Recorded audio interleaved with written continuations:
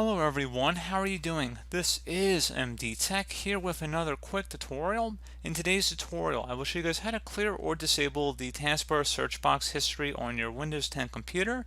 So this should be a pretty straightforward process, and without further ado, let's go ahead and jump right into it.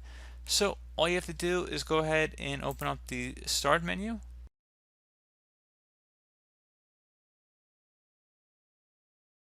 Search for permissions and history. That should be the best match here, so go ahead and open that up. On the right side, scroll down. Underneath history, search history on this device. If you want to turn this off in general, you can just toggle that to the off position.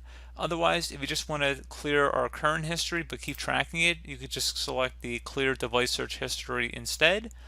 So again, just go ahead and click on that, and that change will take effect immediately. And again, if you just want to permanently turn this off, just toggle to the off position and you won't be saving your history into the future. So pretty straightforward process, guys. I do hope that I was able to help you out, and I do look forward to catching you all in the next tutorial. Goodbye.